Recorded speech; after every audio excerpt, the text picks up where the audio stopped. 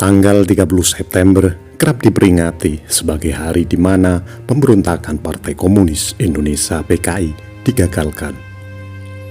Namun, tidak sedikit orang pasti berandai-andai bila apa yang terjadi di masa lampau tidak demikian. Kira-kira apa yang terjadi jika PKI berhasil berkuasa? Tanggal 14 Oktober 1952 bisa dibilang menjadi salah satu momen terakhir salah satu pimpinan paling berpengaruh di dunia, yakni pimpinan komunis Uni Soviet Joseph Stalin. Kala Kongres Partai Komunis Soviet digelar pada hari itu, Stalin yang beberapa waktu kemudian meninggal dunia, tepatnya pada 5 Maret 1953, mengucapkan terima kasih kepada para pendukungnya. Sebelum melanjutkan nonton video ini, bagi yang suka dengan video-video kami, tolong bantu subscribe, like, komen, dan share. Bagi yang tidak suka, abaikan saja.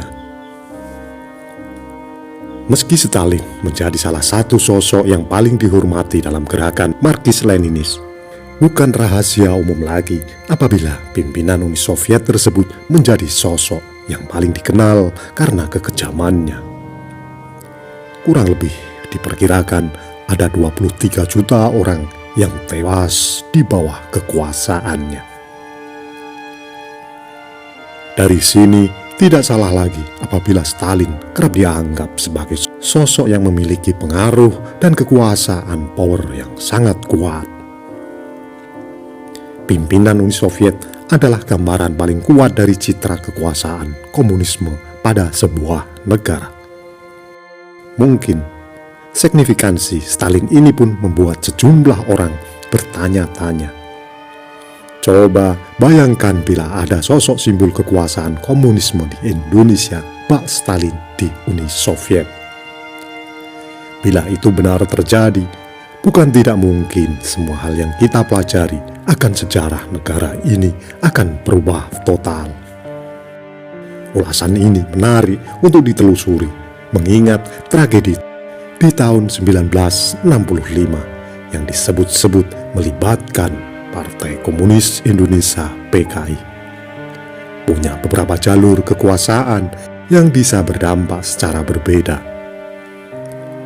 Jika Soekarno tetap mampu mengendalikan kekuasaan saat itu, misalnya, mungkin wajah Indonesia akan berbeda dari yang sekarang. Kemungkinan yang lain adalah jika teori revolusi Aidit dengan 30% tentara ternyata bisa terjadi dan berhasil mengambil alih pemerintahan.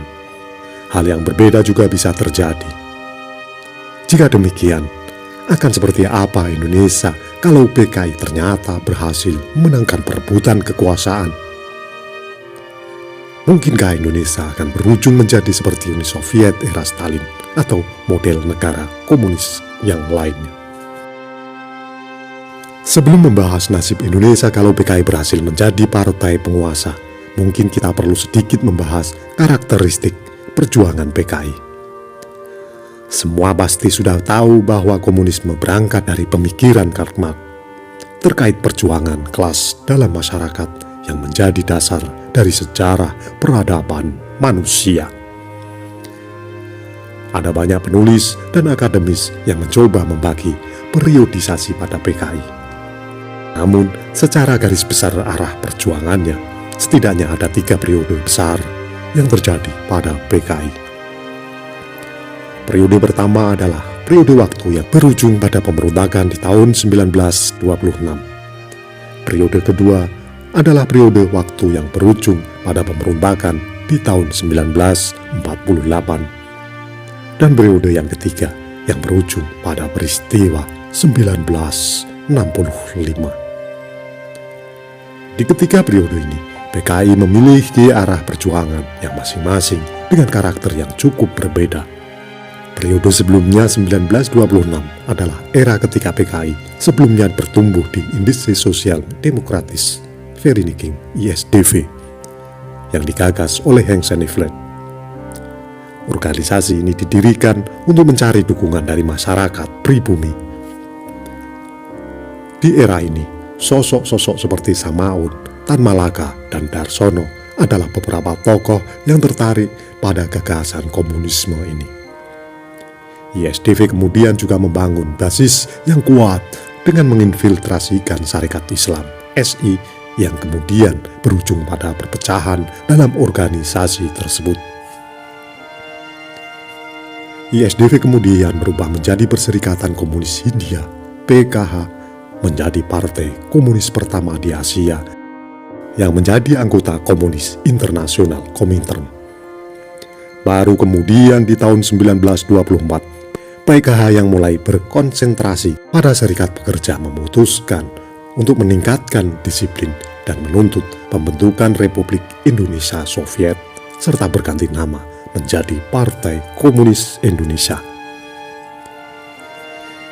PKI kemudian merencanakan pemberontakan terhadap pemerintahan Hindia Belanda.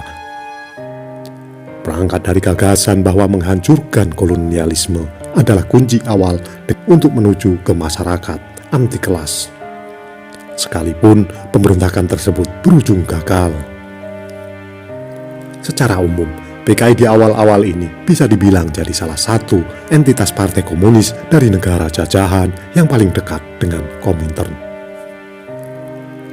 Garis politik ini sedikit berbeda dengan PKI era 1948 dengan Musso sebagai sentralnya. Musso pulang dari Soviet membawa arah baru perjuangan lewat apa yang disebut sebagai jalan baru untuk Republik Indonesia. Musso dengan PKI periode kedua ini mengusung garis pemikiran doktrin Zhdanov.